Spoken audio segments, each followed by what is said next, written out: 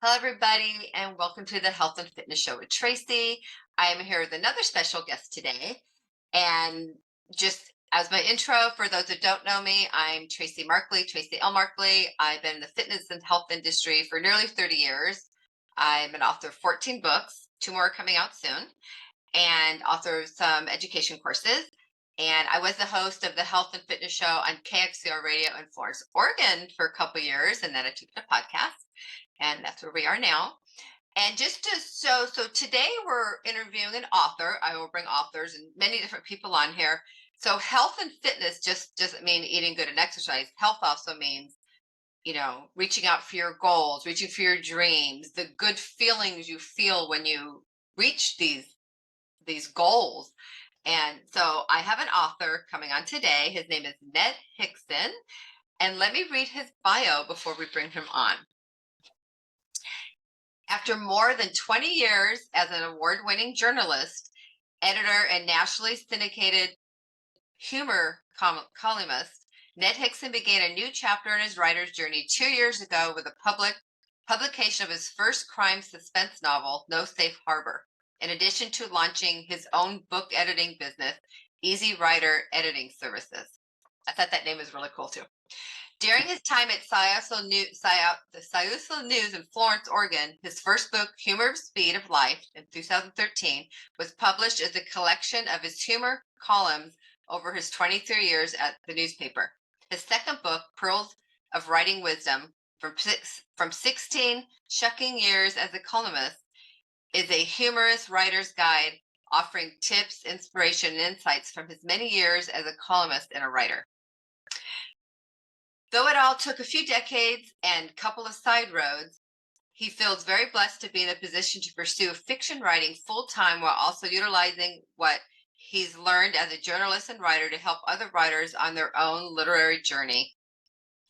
His latest book, No Safe Harbor, published in 2013, is the first in his Pacific Northwest-based crime suspense novel series featuring a Seattle private investigator, Shane McPherson. He'll share more about that. With the next book in this series, Harbinger of Truth. I probably said that wrong, but he'll correct me. Living in Oregon, he constantly is aware of I can't say that word. What is that, Ned? Dichotomy. Dichotomy. He's a better writer than me, and reader and journalist. A beauty is danger that coexist in nature and civilization. The Pacific Northwest is all its splendor, also has an uneasy history with organized crime. He finds the juxtaposition a fascination backdrop of compelling storytelling. He's also working on a young adult paranormal fiction and mystery, The Truth About Emily, planned for release in December 2024. Ned lives on the Central Oregon coast with his incredible life, his Harley Sportster, a crazy female tabby cat, and a growing murder of neighborhood crows. So let's bring in Ned. Welcome, Ned. Thank you. Thanks for having me. You're welcome. I was excited to have you on. So let's begin with just asking. Okay, so you've been a journalist for the newspaper you're the Florence, Oregon Syusla News. Mm-hmm. What did you do before that, and how did you become into that? Like most things in my life, I sort of stumbled into it. Before I went into journalism, I was a chef for 10 years in the Atlanta area, and worked for a large corporation that opened L&N seafood restaurants, which was a fine dining seafood concept. We had fish flown in from all over the United States. We had lobster flown in from Maine. It was very high end, very fancy. The funny thing is I don't really like fish all that much, but I can cook it really well. Oh, nice. But part of my job was I became a regional chef, which meant I opened restaurants for them too and opened the kitchen part of it. And so I did that for about 10 years. Wanted to get back to Oregon. And that also sounds like the perfect job when you moved to Florence with all the restaurants. Yeah, it was. Yeah, it was a great job. I got to travel a lot. But eventually when, I started having kids, we really wanted to move back to a smaller town. And we were living here and I was commuting to work, and a position opened up for sports editor at the Syusla News. And I threw my hat into the ring for that. I didn't have a journalism background. I was up against two U of O journalism graduates for the position. But I had been writing my whole life, so I just gave writing samples and had an interview. And apparently Bob Serra, who was the editor, had been drinking that day, and he hired me instead. And I was there for 23 years, and then eventually became editor in 2016 through 2021. So when did you start there? Was it the 90s or 80s? 90s. I started there in 98. It was the winter of 98. Okay. And the reason I remember that is because my very first sports assignment was to cover this huge game that we were having with Myrtle Point, I think it was. And it was muddy and raining and very dramatic. And about 3/4 of the way through, I was taking pictures, and I realized I had yet to change the roll of film on my camera. And I'd taken about 70 pictures, and I was thinking, there's no way. So I had taken no pictures. The little tongue on there had not advanced. So I spent the last 15 minutes feverishly taking as many pictures as I could. And that was before we had the iPhones taking a picture of everything. Yeah. Yeah. We used to have them, the film developed at Rite Aid back when it was where Goodwill is now. So anyway. Get your double prints and your triple prints. And your double prints. Yeah. Yeah, my parents moved, my mom and stepdad moved there in 1999. They've recently passed the last couple of years, but when I was going through some of this stuff, some of the boxes of like double prints, triple prints of like a tree and that, so I had to like get rid of all the pictures. You don't need 10 pictures of a tree, but they have their, the properties there have so many trees and everything on it, and Oregon is so green and pretty, and it's a lot of photos. Yeah. Okay, so that was at the high school football game. The high school football game. Yeah, my job when I got hired was to cover sports for Mapleton and Siuslaw high schools. And I had no experience. I'm not really a sports guy. I mean, I'll watch the Super Bowl, just like everybody else, and the part of the World Series. Yeah, but I wasn't very athletic in high school, and I didn't really follow sports. So I really relied on the coaches to coach me through what I should be writing about. And they were just fantastic. And, eventually I really loved doing it because it wasn't like writing for Sports Illustrated. This was about the kids and what they were achieving. And it wasn't, I just liked it because it was about community, about kids. And once I understood it was real people. It was real. Yeah. There was no, it wasn't about getting an advertising contract or, that kind of stuff. It was just kids wanting to do the best for their school and their team. And so I loved it. I really did. And for those of you guys listening, some of you guys know me, some of you guys know Ned, but I lived 8 years in the town he's in, Florence, Oregon. It's a small town. And for those of you who are like from California, like me, it rains a lot there. And you'll get up and it is rainy and muddy. And so if you don't know the concept of that, it's not like when you're here, rain here where I'm at is completely different than rain in Oregon. Like there is times in Oregon driving, I think I was driving to Portland or Corvallis. It was raining so hard on the roads, you can't even see out your window. And I was scared, but here it wasn't quite like that. But now the rain, I always used to be scared of driving in the rain here, all growing up and living.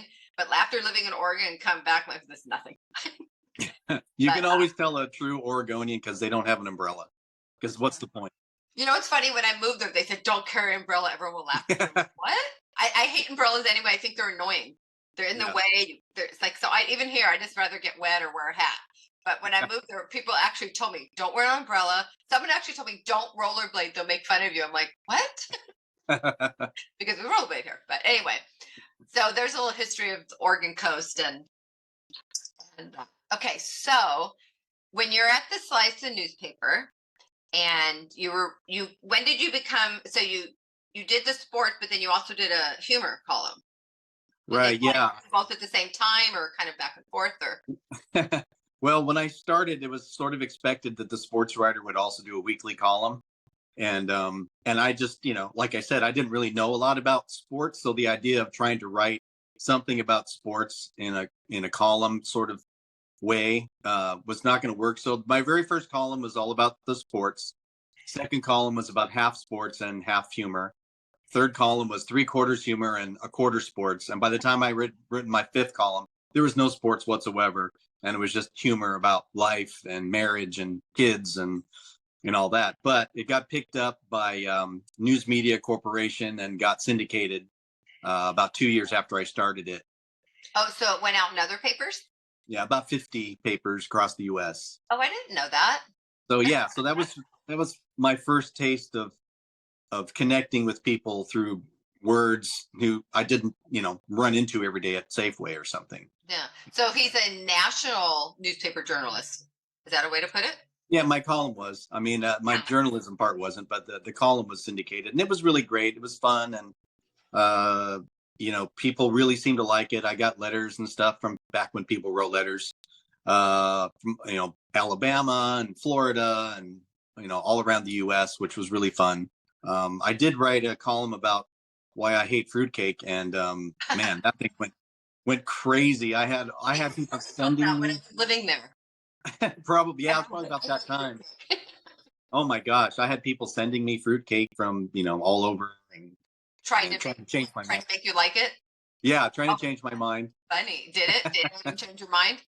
No, but I did make a nice retaining wall in the backyard from all the fruitcake.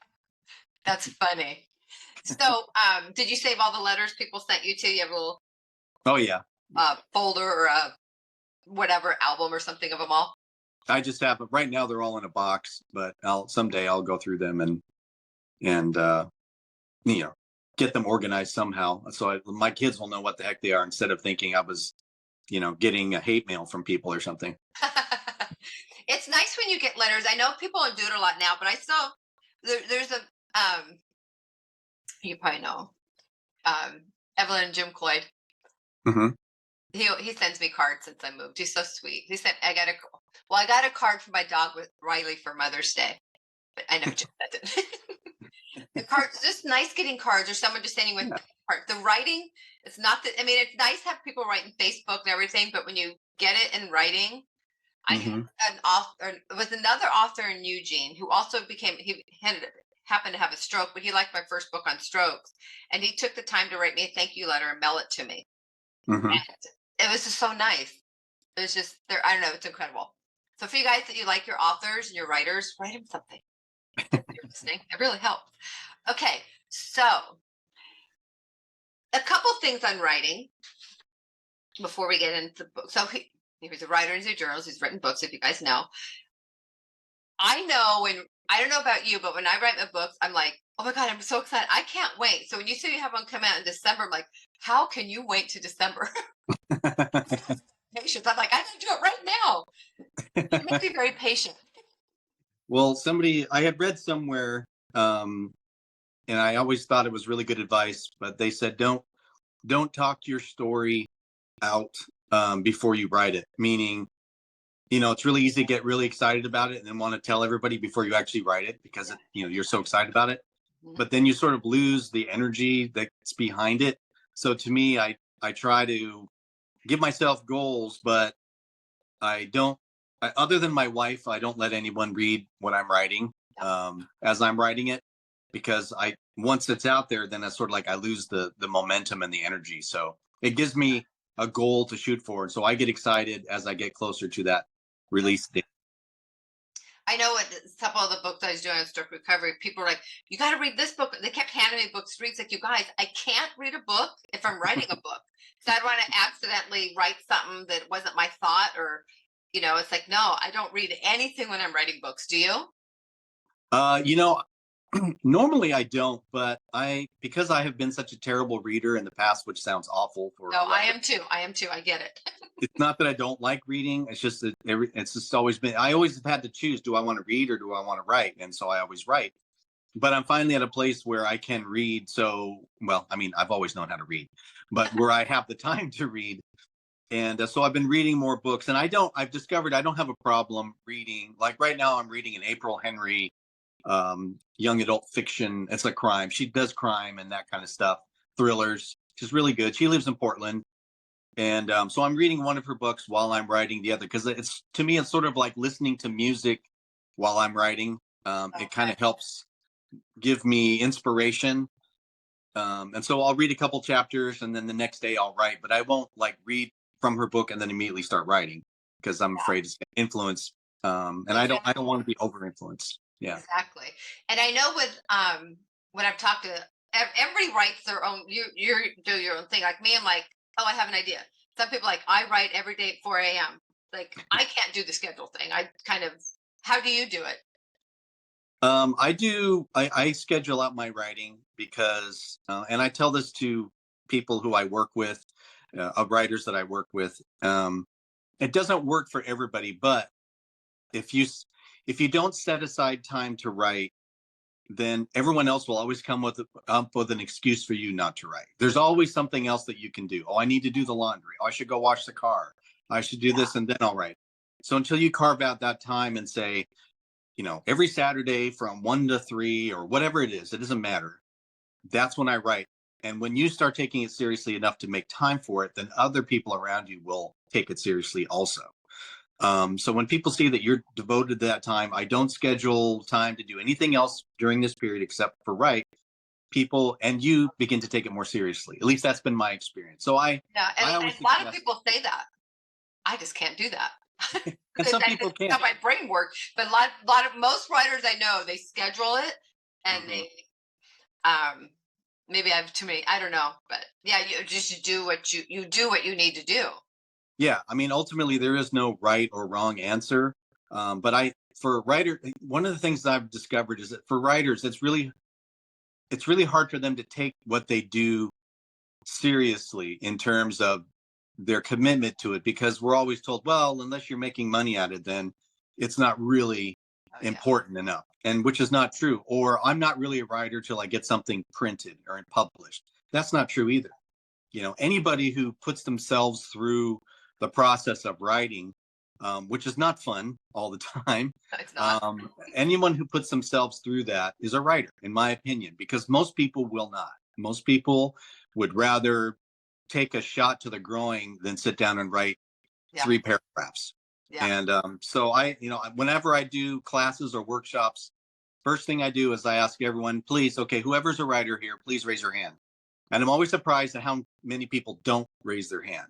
So then I go and I explain what it is to be a writer, that it doesn't take being published, doesn't take having an agent.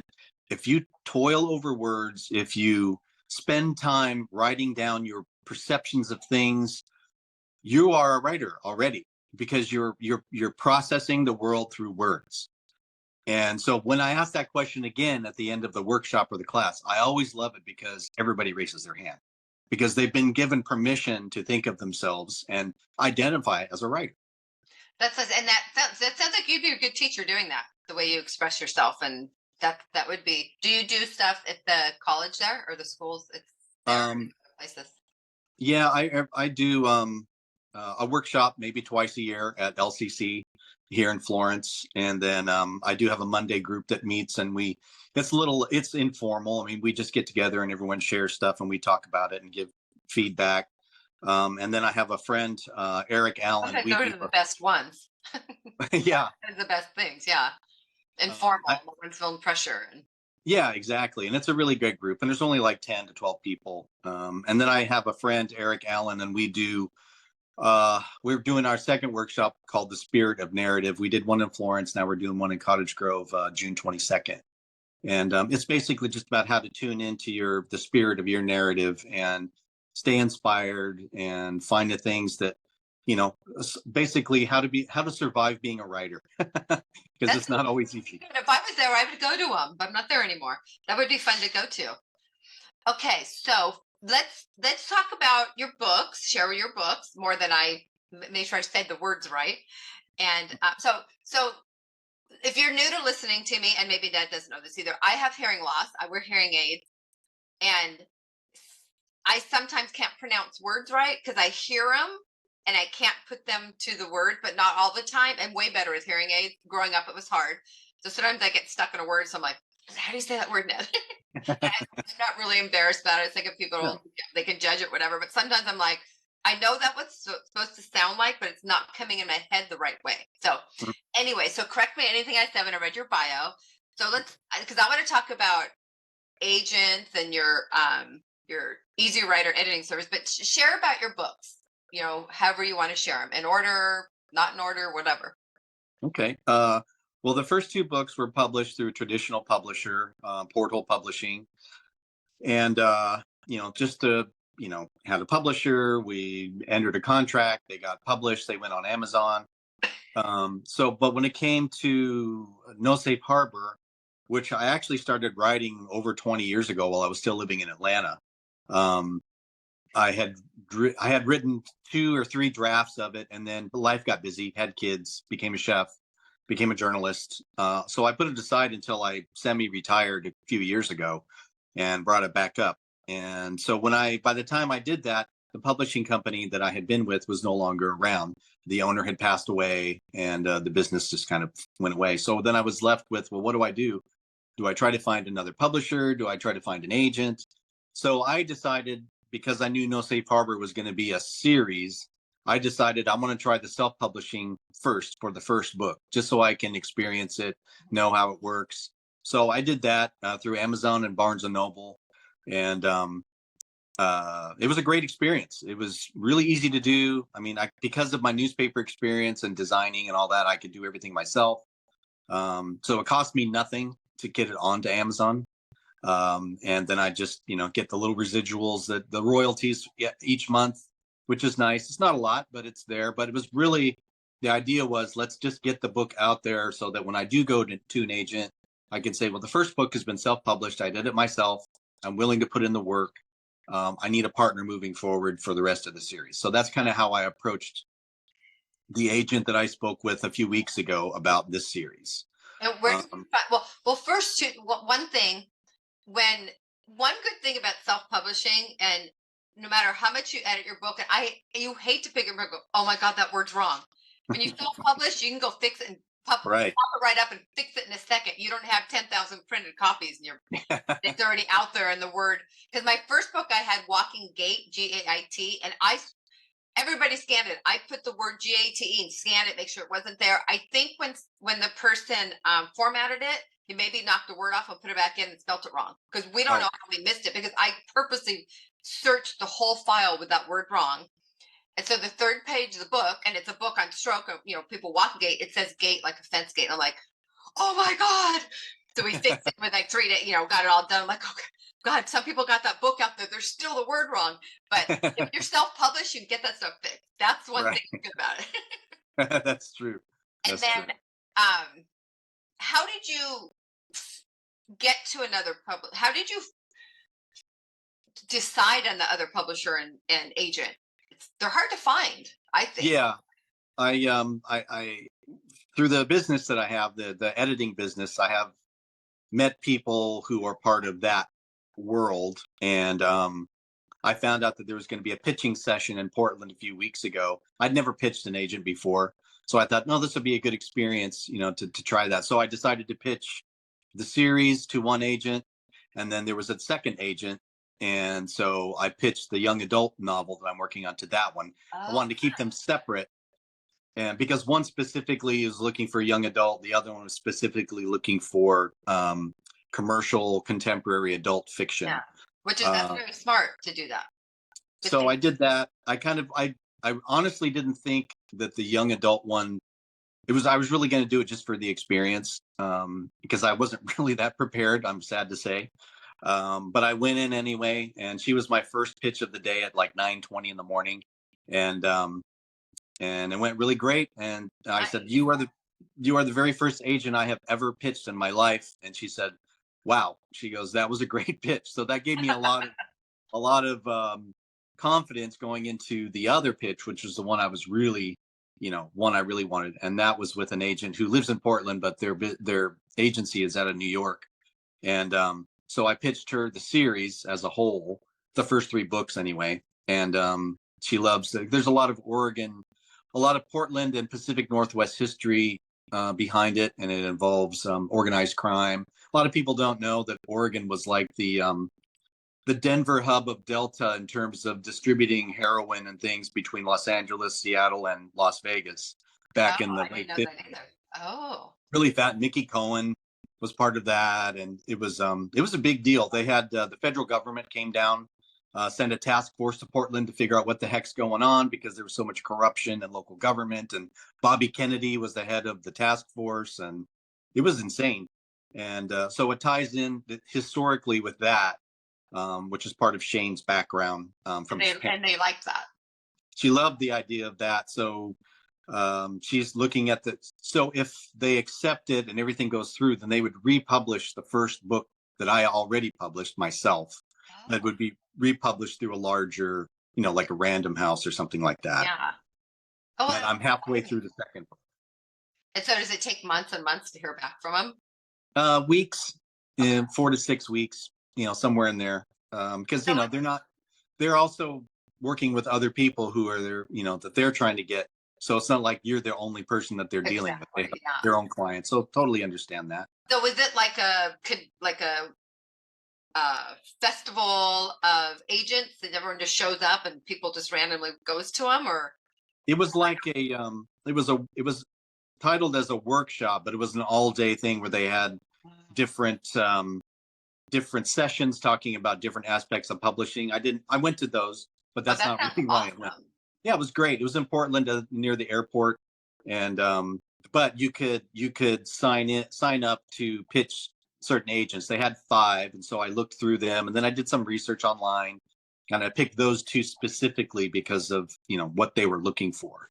And so actually the one agent who I pitched the young adult novel to, she had said on her website that she's not currently looking for submissions. And so when I went to talk with her, first thing I said was, well, I saw that you're not really looking for submissions, but I'm going to pitch this, and just if nothing else, you could give me some feedback and how to improve it. And so when we were done, she goes, I'm not accepting submissions, but I'm going to accept this one. So I said, oh, okay. So yeah, it was great. And so she's really nice. And so we'll see how that goes. It's a waiting game. Yeah. So and you have to be patient with that too. But I had to, she said, I want the first 3 chapters. I had 1 written. So I had to come back immediately and write 2 more chapters so I can send off those first 3 chapters. I think that's really cool. I'm congratulations. I think that's awesome. Thanks. Because I know Judy always uses publishers as well. Yeah, she has a local Bob Serra, who used to be the editor at the Science News, the one who hired me. He has the one that was drinking when he hired you. You said. Yeah, exactly. Yeah, he's sobered up since then. But yeah, he publishes and prints books, and he's really great. He designs them and everything. And when you need illustrations or photos for your books, well, you may just have photos of your, but do you have drawings and illustrations? You have your own illustrator, or you could do it yourself, or can you do that stuff? Or maybe you don't. Yeah, I design my own covers. I have a theme with the Shane McPherson series. Okay. I always have, like, the first book has the Space Needle on the front. It's very iconic. There you go. And then the second book has the I can't remember the name of the bridge all of a sudden, but it's a very iconic bridge in Portland because the story primarily takes place in Portland. And then inside, yes, I see the bridge. And then inside the books, each chapter, like for this one, there's a Space Needle. Oh, okay. And then the next book has the bridge. But that's about all the artwork that I have. But I designed the covers and the back cover, and I like doing that because, working at the paper, it was a smaller paper, so you had to do all of that kind of stuff, design work. You learn how to use, Photoshop and Adobe, and so I just do it myself because I'm cheap. Well, but the thing is too, why spend $500 to make a book cover for yourself if you can do it yourself? Yeah, and I know what I want. Cheap, that's being smart. I know what I want. Yeah, it's important for me. I'm one of those weird people that when I start a book, it's really important for me to have an idea. I don't know why, but I visualize the cover before anything else other than the story. So do I. I always have to look at my cover of the book before the book's been done. Yeah. Everybody tells me they don't do it. I'm like, I don't know. The book cover's always sometimes the book cover's already done and I'm not even finished. It's just. Yeah. That's almost always the case with me. And I think it's because when I worked at the paper, a lot of times when we were doing feature stories, the first thing that would come to mind is an image of some kind. Because we did, we took our own photos. So the image would come to mind first, and then I would give me the inspiration for the story. So I think that's why Yeah. I still work like that. Yeah. I don't know why I do. I just always have my covers done before the book's ready. And it's like, well, I still have like 4 more chapters. This one I want to look like. And then I piece it around.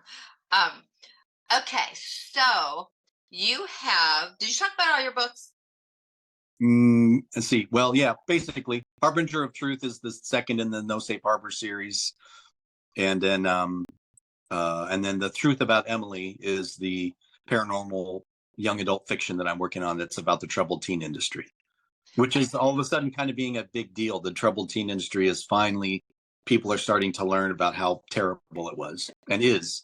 Yeah, it is. And also, it's kind of neat to have a series. Is it kind of fun? Because you don't really have to end it. You can end it and continue. Yeah.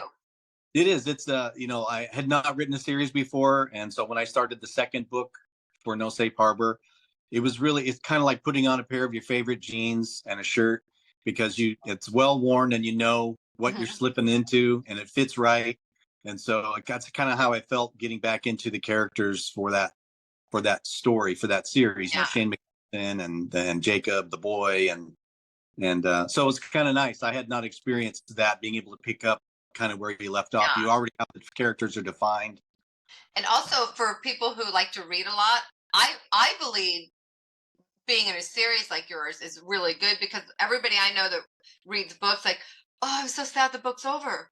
But now they there is another one's coming. It's not done. Because or like when Right. people, they binge watch something on Netflix. It's like it's done. It's like there's Yeah. always something coming if you have a series. So I think that will make your books do even better. That's just It, my opinion. it feels like the end of a relationship when you binge watch a series and then it's over, or a really good book and then there's no more. It's like, oh man, I'm sad. It totally, and people tell me that stuff all the time, and it's like it's so true. But with series, you can keep going.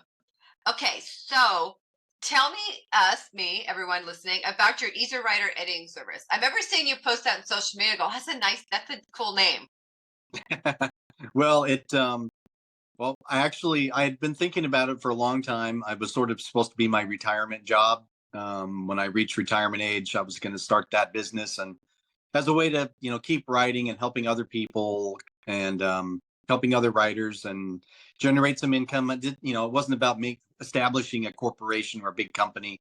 Yeah, It's very personal. It's one-on-one. I only take on so many clients at a time, so we can do one-on-one, working together. I don't have other people that I hand stuff off to for copy editing. I do everything. But it started because I was really getting sick of delivering the mail, and and one day I thought, what am I waiting for? Why am I waiting to retire before I start the business? Why don't I just do it now?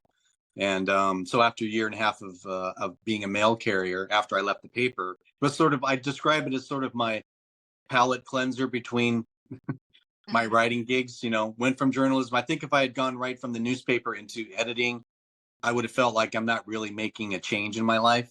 yeah, So I think having that year and a half of just doing the mail, delivering the mail, kind of gave me a way to sort of cleanse my palate before jumping back into the writing again. And so I started that business, and I basically just work with people one on one. Primarily, they're beginning writers, and some people are writing their book as they go. Some people have the book done. And so I just sort of tailor what I do for them according to what they need. And I have different levels. And I came up with Easy Writer because I ride a Harley and I love it. And it just sounded good. And the uh, and the logo was kind of fun to create. And actually I have here's my little logo, but I think that's nice. Yeah, because writing and you're more it's very simple. creative.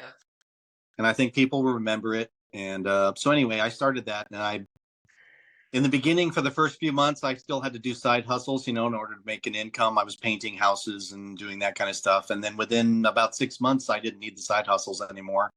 And so now I'm just doing that essentially full time. I write for 2 to 3 days a week for myself, and then the other 3 to 2, depending on deadlines, I edit other people's books and work with them, coach them. I do coaching. Some people I meet in person if they're in the area once a week. Other people, we do it like this. You do. Yeah, and then I send them chapters as they finish them and edit them, and I give them a copy that has all my notes, and then I give them a clean copy that says this is how it would read if you made all the changes I'm suggesting. But I always tell people they're suggestions.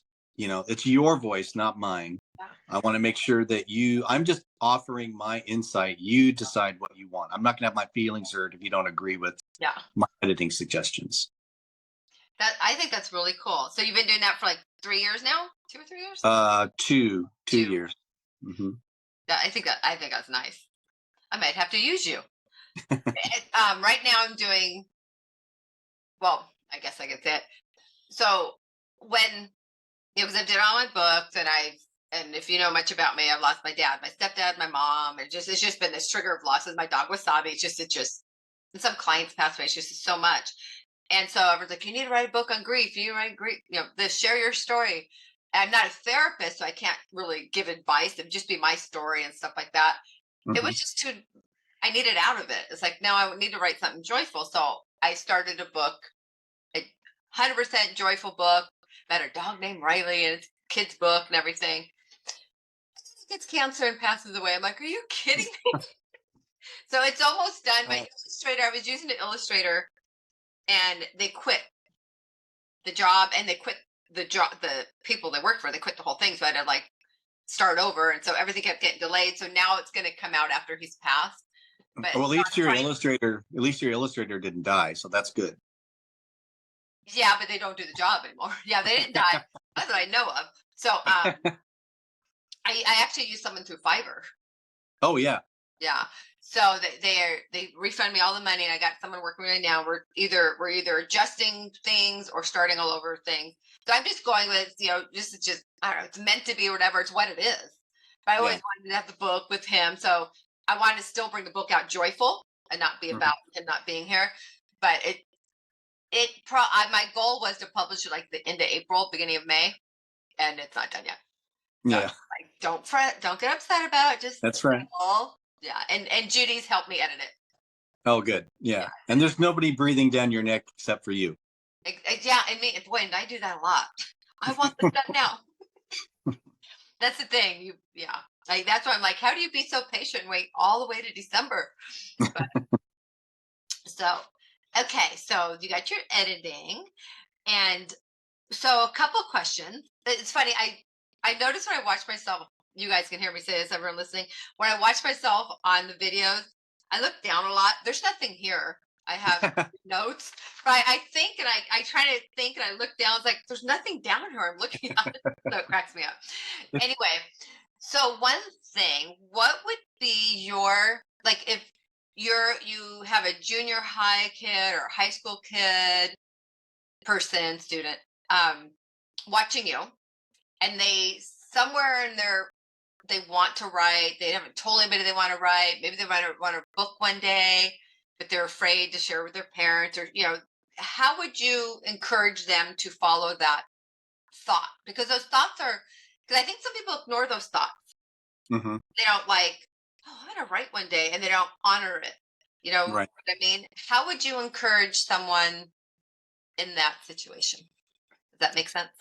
Yeah, I think it's funny. I did an interview about a week ago, and they had a similar question. And what I said and what I believe is that,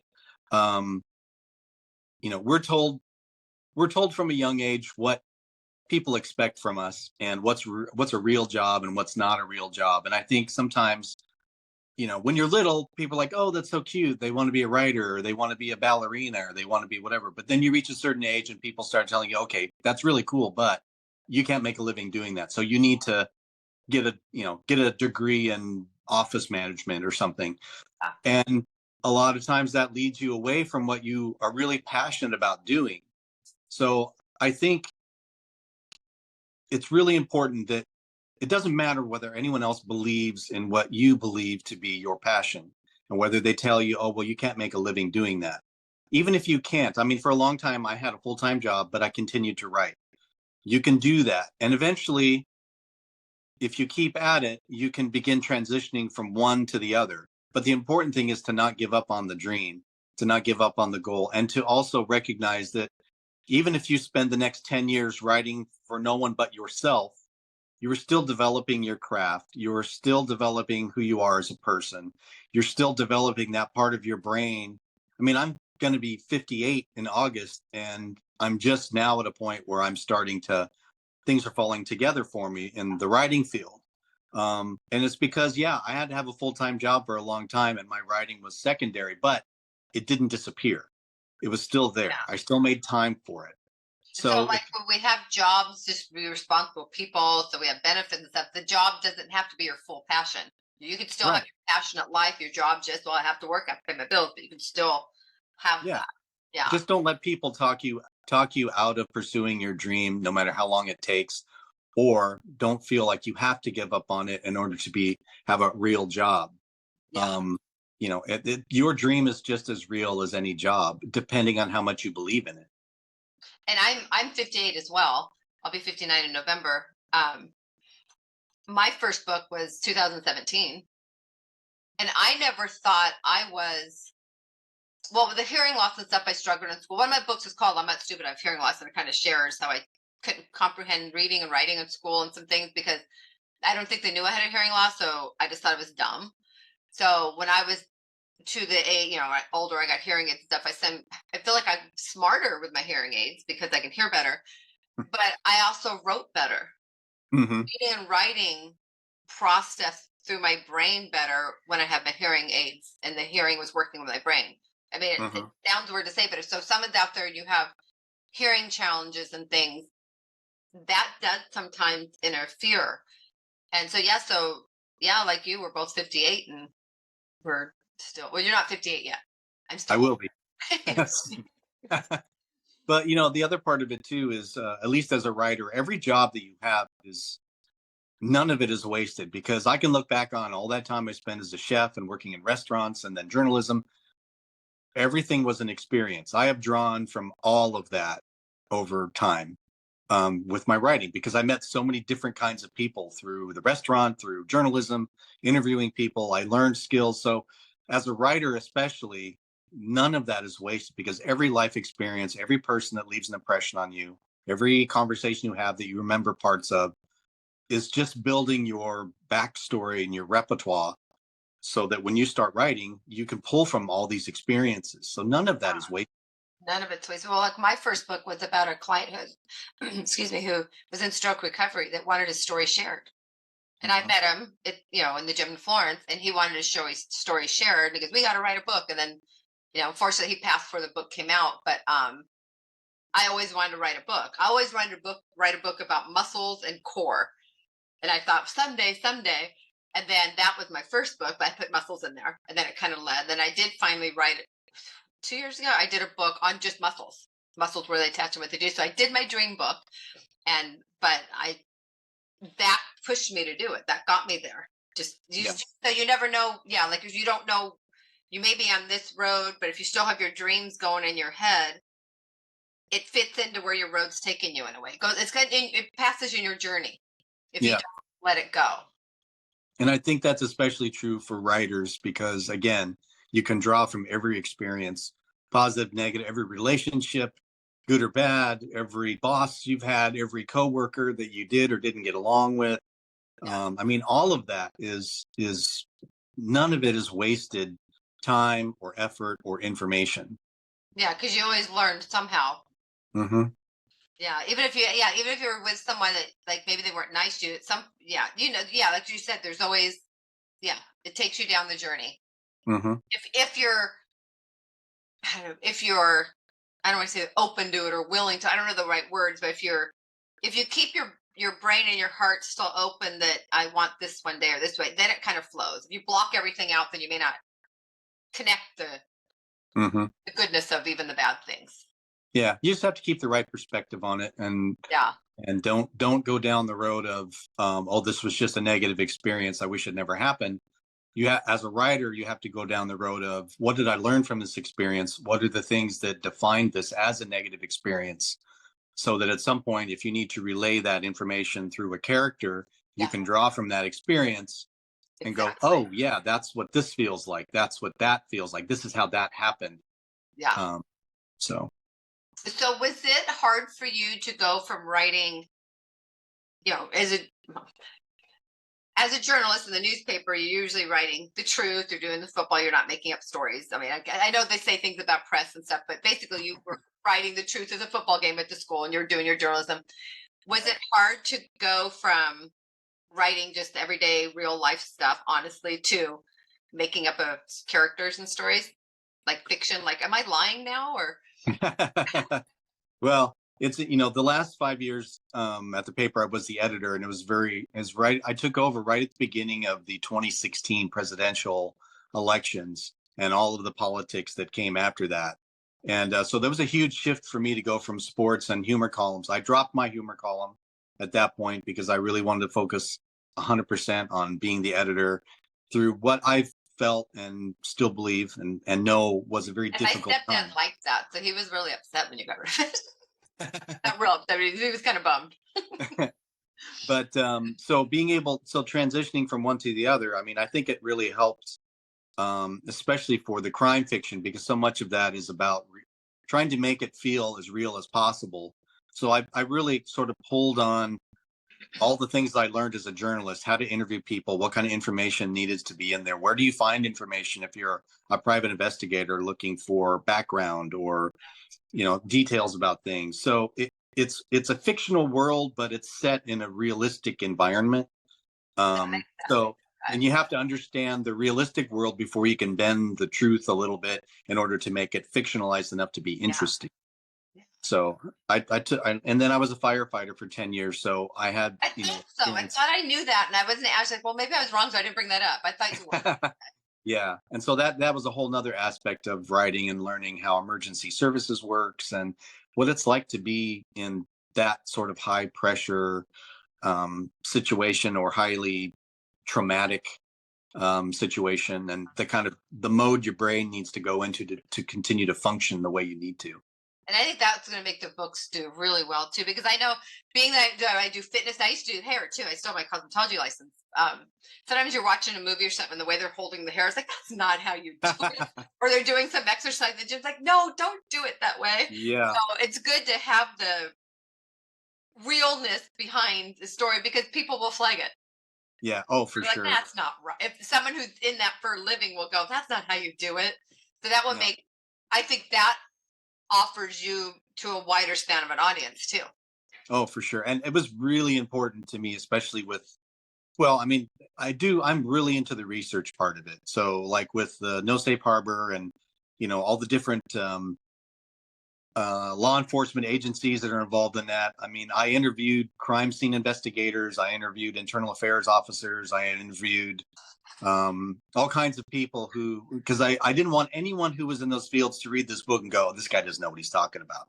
That's not how this procedure would happen, or that's not how we bag shell casings from a shootout. This is not how it was really important to me. So I spent a lot of time interviewing people who were in it, crimes against children detectives, that kind of stuff, because I wanted anyone who reads that who was a cop or involved in law enforcement to be able to read it and go, yep, that's exactly how it happened. Same thing with the paranormal mystery, with the troubled teen industry. I've been researching about that, trying to find anyone who was in a troubled teen academy. I want them to read it and go, yep, that's exactly as horrible as it was. This is exactly, because there are certain things that were used, certain techniques that were used across the board in all of them. Ways, the rap sessions they had, terminology that they used for certain things, old timers or old comers, newcomers. I mean, that was terminology that anyone who was in one of those institutions would immediately recognize as, okay, this guy knows what he's talking about. He's not just blowing smoke. That's really wise, I think. Really smart, really wise. But also, anyone who's been through stuff and read your books, it may, not that it would heal them, but it brings a sense of comfort because they can relate. Yeah. And whenever you've gone through anything crazy in your life and you read something, there's something, it kind of, oh, I'm not the only one. They know the truth, or that helps people. I That's want them really to feel important. represented. Yes. Yeah, I want them to feel represented in a truthful way. And it's not just I'm doing it because of the salaciousness of it or because it's really intriguing. It's like, yeah, it is, but it's also really happened to people, and I Yeah. want them to feel represented. I think that that's really good. And so you mentioned that you always want to be a writer. Like from what age? I, 7, I don't know. I mean, I've been I writing always my knew whole it. life. Yeah, I mean, it's one form or another. Been writing my whole life.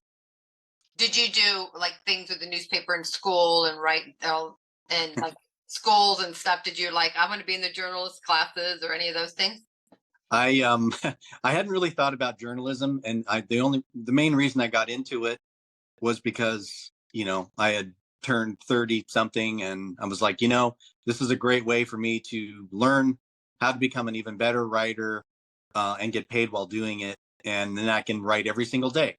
And may not be the kind of stuff I would write if I was writing a book, but I had to, having a deadline every week, having a certain number of words you have to fill the page, and to learning how to relay information in a concise manner, learning about the economy of words. All of those things were skills that I learned doing that. And before that, I was the kid in class where if they gave you 15 spelling words to use in a story, I would use the first 15 words in the first two pages, and then I would have 15 pages of just me telling a story. And and the teacher would be like, "Okay, Ned, you've already used the 5 vocabulary or the 15 vocabulary words.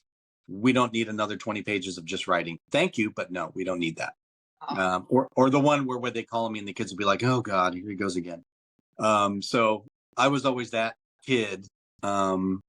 And from an early age, I just love storytelling because I think it's powerful, and I think it helps people either understand about other people or to relate or empathize, and it's entertaining. I mean, I love just going to movies and just being entertained. Not every movie I see has to be, is going to change my life.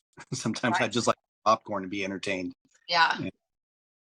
Especially if they have good flavor. Like I, know I don't know if it's still there, but I know when I moved there in 2013, the movie theater just closed like the week before. Oh, Moving to a small town, they closed the movie theater. Then when they reopened it a couple of years later, I can't remember. They had yeah. all the flavored popcorns. Yeah. They're still there. They're doing great. We love them. We love them. I think everybody there supports each other's businesses. Okay, Yes. so can we talk about that? The book festival. So are you going to be at the Florence Festival of Books? Yeah. I'm going to be there. I'll have a table this year, again, and also teaching a workshop. There's 5 workshops. They've redone it. It's going to be really exciting. They have going to have a panel discussion at the end of the book festival this year, where they just have people sitting in comfortable chairs. They're not sitting at a desk. They're going to be sitting on comfortable chairs. They're going to be interviewed and asked to take questions from the audience, and then they're going to have I got five. to be in the panel one time when I was living there. That was fun. Oh yeah, it is fun, and this one is going to more laid back. Um, and then they're going to have 5 workshops for different things. I'm teaching one about the steps you need to take before you actually start writing your book. Nice. Um, and then they have a keynote speaker who is yet to be determined. And then, of course, they have all of the exhibitors with all of their books with tables, and it's going to be really great. Rachel Pearson has put a lot of work into it. Her and the group known as Face are have sort of revamped the Festival of Books into something that's going to be really great. And I may be there with the table. I applied. I know I Oh, got to accept. I was going to come last year, but I had a spine injury. I couldn't fly in a plane and go, so I had to back out. But my goal is to be there again this year. yeah, So, great. It would be great to and have I'm going to you. go to my coffee shop and have my coffee. I miss coffee roasters or river roasters, whatever they call it now. Because like when they make if someone there watches, they'll laugh at me. But I was there like every morning getting stuff. But when they have their pumpkin lattes, they use real pumpkin out of a can. They don't Yeah. use syrups, and nobody else does that. So everywhere I'm at now, I tell them this. Look, I'm just saying it tastes better. Everyone's like all into pumpkin lattes. So I'm like, no, they're really gross. You have to go there and they have to put pumpkin in. So They'll it's in spoil you. October this year, right? No, the last week of No, September. it's still September. I think it's September 28th, but don't quote me on that. Okay, I think it But is it's right too. in there. So I'm Yeah. hoping to go. So we have the Orange County Children's Festival here the weekend before. So I'm going Oh, to do okay. a table there. Then hopefully that's like 20 minutes away. Hopefully my back. I'm getting better. I can sit in a plane and go. Oh, good. Go there, and I'll probably ship my books off to my friend Kathy's house there, and then I plan on being there hopefully. So we'll see. Good. So Well, I hope to see you there. yeah, it's a fun festival. So any of you guys listening, if you're nearby, or it's fun. Yeah, Florence Festival of Books. Yeah. I actually thought for a long time I thought that was the largest one in Oregon, but I guess the Portland one is Yeah, the Portland one is huge. huge. Yeah. But for a town this size, it's a really great festival. It's just one day, and you can decide if you want to just pay the $2 to go to the exhibits, or you can do, I think it's $5 for the exhibits and then the keynote speaker, or for $10 you can have access to the exhibit, all the workshops, and the keynote speaker and panel at the end. So you can, depending on how much you want to spend, how much you want to do, you have options.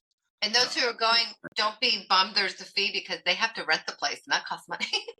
Yeah, It's they just do, not to support everything. Yeah. and they pay the people who do the panel, and they pay the people who do the workshops. And you're not going to go anywhere and have an hour-long workshop with a writer or an editor or whatever for $10, and then also go get to look at all these books and it's just not going to happen. So you could pay $100 just to go for an hour seminar at one of these book festivals in Portland. Where this, for $10 you get everything. So And when I did one time I did it, the LA Times Festival of Books. I did it not last year, year before.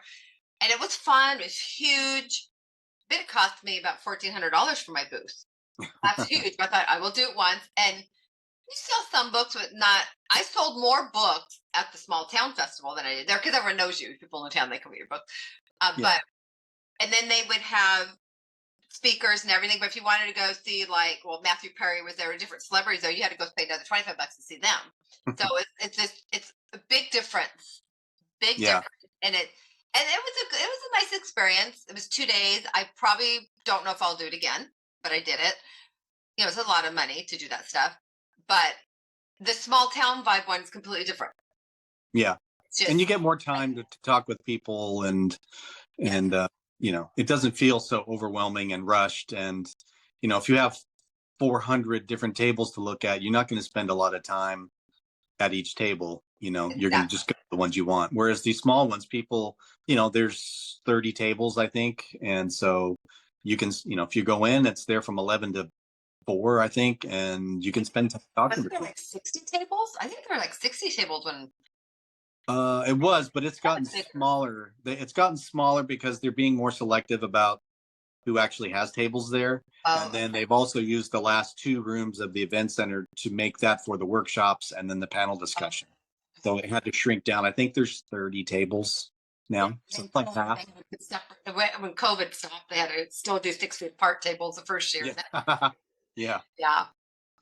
Well, see, what else do I want to ask you? Okay, I want to ask you the book festival. Yeah, I had. It's funny. My note said to ask you, do you feel like, when you go from writing the truth, do you feel like you're lying now in your books? But you're not, because you're actually basing around truth. But some people, they make up characters, everything, which is totally fine. And I want to do that one day, but I feel like I'm lying. It's like, why do I feel like I'm lying? I'm making up a character. People make up stories, but you don't want to write. I never want to write a book that's so crazy. And oh my God, that writer's nuts. Yeah. Well, one thing, writing humor, one thing I learned from that was that what makes it funny is basing it in some element of truth and then bending the truth to the point where people recognize themselves or others in the humor. And I think the same thing applies to really good fiction of any kind, is that there has to be some element of truth and believability before Yeah, you can start bending the truth and also have people care about what happens to the characters. and be somewhat relatable, the characters too. Yeah. It's Yeah, sort of like casting a spell. You have to pull people in. In order to do that, they have to believe that this is a real place with real people. And then once you have them in, then you can start, like with thrillers or anything, then you can start bending the truth and making things a little more outrageous, a little more suspenseful. But first you have to ground people in some reality first. yeah. Oh, that's good. See, I just learned all this stuff. I didn't know that. One day, I don't know when, that will be something I want to do. So before we go, is there? Oh, well, first, before we go, for another question, agents. What Mhm. for people that are writers and want to know about agents? Because I know if you self-publish, even though you don't make it, You don't make a whole lot of money, but it depends on, No. it depends on the books. If you're Yeah. selling 300 books a month, you're making a few thousand a month, depending on the price of your book.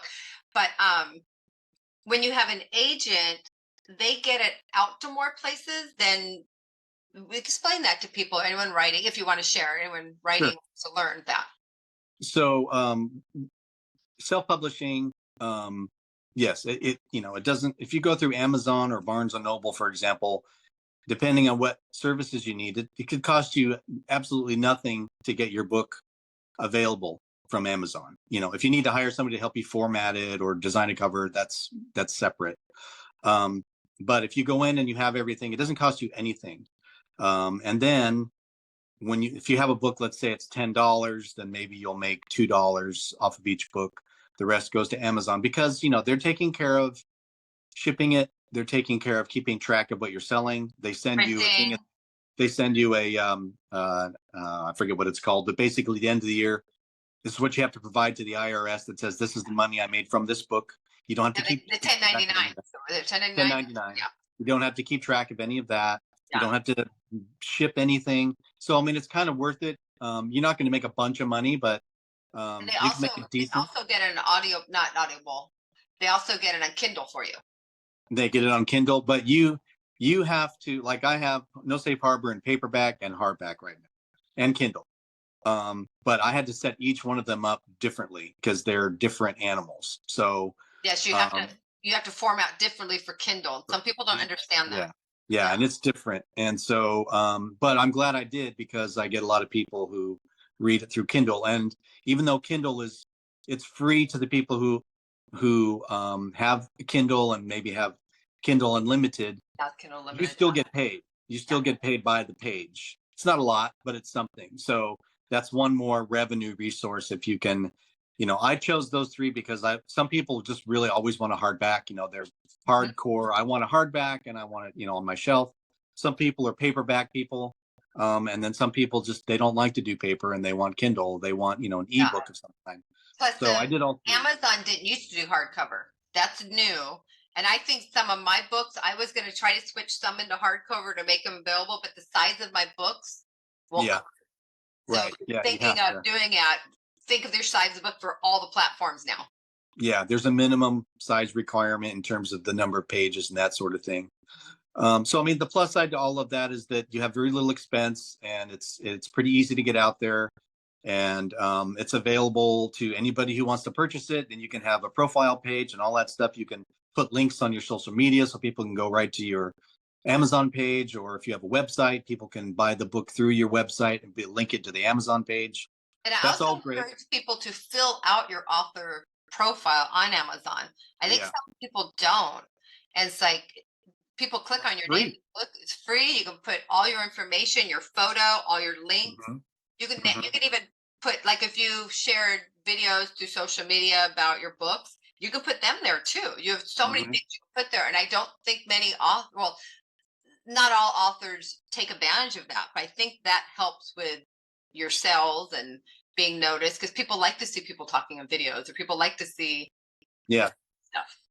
Yeah, for sure. And Amazon, their interest is in you selling books too, because that's how they make their money. So it's sort of an equal partnership in that sense, even though they take a huge cut, they also do most of the work aside from actually writing the book. The downside, of course, is that there's a lot of white noise. There used to be some level of credibility with having a book printed because not just everybody could do it. But now, of course, anybody can do it, and not all the books that are out there are great. There's typing. If somebody doesn't have an editor and they just do it themselves, a lot of times there's typos or Yeah. that sort of thing. So that's sort of the downside, is that having a printed copy of your book doesn't necessarily give you the validation of someone who's Yeah. that it used to. That makes sense. I Um, never thought of that. Yeah. And when I went to, it was a fitness convention where we go to your seminars, different things. And I was just finishing my first book up. And I went back. I was going to the convention like a few weeks later. I thought, what if there's any new sessions? I went there and someone was doing a session on how fitness people can publish books. I'm like, oh, don't publish your book till you go there. So I'm there like a half hour early. I'm all excited. So the guy who's there, he said to me, he says, the best, nobody's there yet but me. He goes, the best advice I can give you is friends don't let friends edit. So don't That's let your true. friends that used to be English majors become your editors. They have to really know how to edit a book. Right, And that was right. like, okay, that's the best advice I should. Good. So I got back, and I think that's when I started finding Judy, and I think Maren Judy helped with the first book, but everybody knew the guy in my first book, so everybody was crying. Hmm. I had to have someone go over the editing afterwards too, because everyone I knew who were editors in Florence, they all knew him. Right. Like There's the objectivity. it's too personal. So I learned then, if somebody, even though they're an editor and you know them, if they're so personally, if it's a true story of someone, it's a sad story and they're connected, they may Yeah. miss something too. So yeah, so there's little tips you learn as you're going along. Okay, so now that you do an agent, Hmm. how is that different? So the agent is different because, first of all, it's a lot harder to get one. They just, there's a lot of people trying to get their ear so they can get a book through them. So it's much more competitive. It's a longer process because once you get an agent involved and then a publishing house, they have their own people that look through stuff, and then they want to have a marketing plan. And so, like for example, with the Harbinger of Truth, my plan was to self-publish it this August to follow up from last August release of No Safe Harbor. However, if a publishing house is going to want to publish No Safe Harbor or republish it, they're going to have their own timeline. So it didn't make sense for me to publish my next book in the series ahead of a publisher who may want to publish the first book, kind of shooting myself in the foot. So I've pulled back on Harbinger of Truth for now and I'm focusing on the other book. So there's the timeline. It's definitely longer. Um, it's harder to find an agent. But the plus side to it is if you can find an agent, agents have connections to large publishing houses, which will purchase or sell or push, hundreds of thousands of copies of your book as opposed to you on social media and word of mouth. Exactly. Um, the second part of it is with the agents nowadays, because of platforms like Netflix, Hulu, Peacock, HBO Max, they're all looking for content. They're looking for things that they can put on their platforms. Bosch, Justified, all of those. There's so many series that are on those. Shogun. All of those are series based off of books. And Yeah, so I never thought of that. if you have a compelling character or storyline, my hope would be, ultimate hope would be this No Safe Harbor series would be picked up Yeah. by Hulu or Cinemax or Max or something like that, and turned into a series. How Um, fun that would be. so agents have connections to places like that too. Both of the agents who have the two books that I'm working on are also connected to the film industry through platforms like that. So if everything came together, that would be like the best case scenario is Oh that I my sell the book goodness. and then they sell the idea as a series on, HBO or something. So that's something you're not going to get.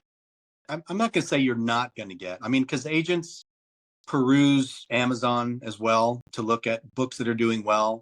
Um, Series, platforms like Netflix and all that, they're also looking through stuff that, hey, we could purchase that, buy the rights to it, and make it a series. So it's not saying that will never happen, but the chances of it happening through an agent are much higher than Okay. just being found. It's sort of like being found at the soda fountain by some movie producer back in the 50s. Yeah. It could happen, but it's pretty slim compared to having an agent who's out there with connections, who knows people, who can push the book to the right people. And then when you have an agent, so like when you self-publish on Amazon, you get your monthly money, which is like from a month and a half before it goes to Mhm. your bank account, so however you do it. When you have an agent, they take their cut and then you get paid like every quarter or 1 to 6 months or a year. It depends on the company, huh? Yeah, it depends on what kind of contract you sign.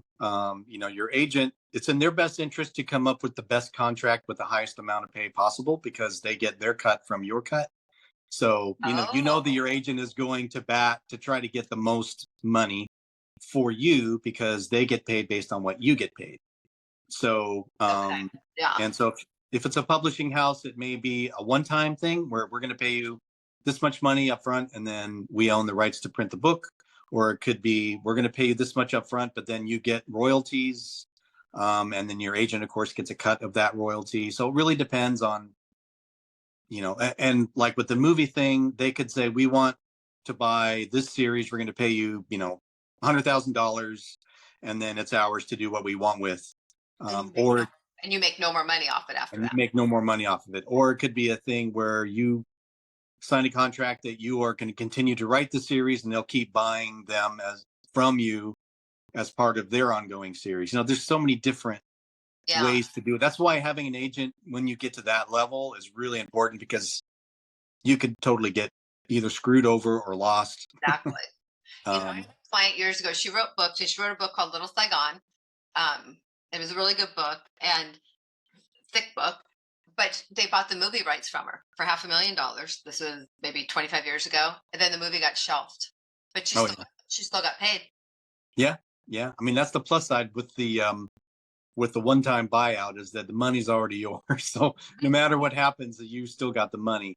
So I mean, it really just depends on where you are in your life and what it is you need. I mean, if someone paid me $500,000, it's clear it would change my life. I would just do whatever I want for the rest of my life.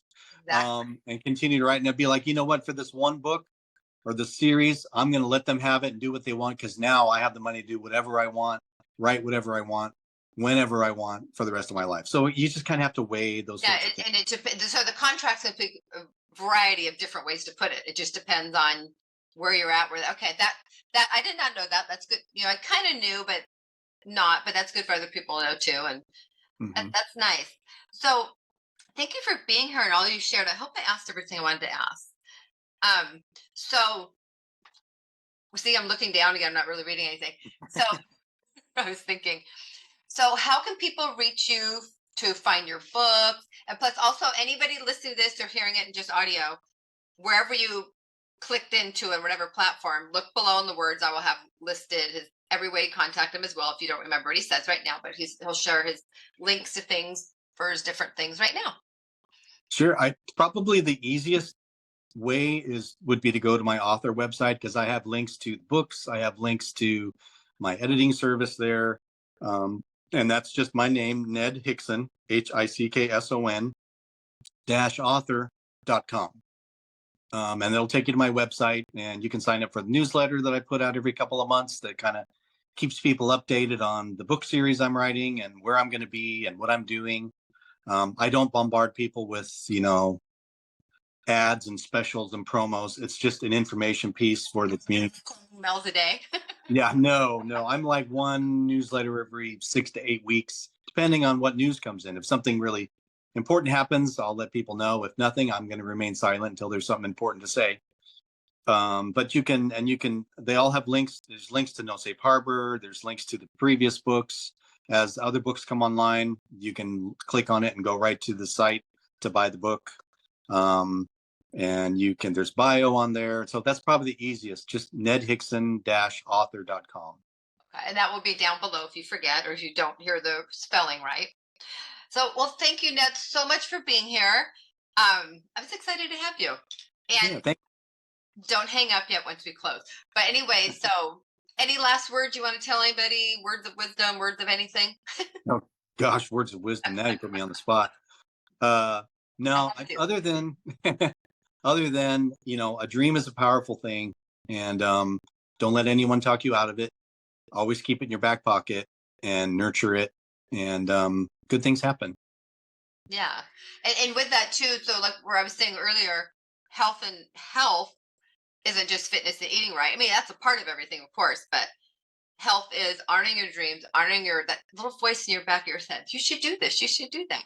Or these little creative thoughts that pop in your head. That's part of you. So if you can't get to them, write them down or keep a journal of your big or little goals. It could be a little thought in your head, but it may be a huge thing. You don't know. Don't judge it, but kind of if something pops in your head a lot like that, that's like something in you being creative. It's your juice. There's something. Don't ignore it, because it's a piece of you, and that's healthy. And that also helps you not to ignore other things in your life that you need to. It keeps you balanced and healthy. That's a good way to put it. So, well, thank you everybody for listening. Thank you, Ned, Hickson for being here. Again, look down below if you don't remember how to contact him. And thank you everyone for listening to the Health and Fitness Show with Tracy. And as I always say, be kind to yourself, be kind to others, because that's good brain care for everybody. And everybody have a good day. Bye. Bye, Bye Ned. bye. Bye bye.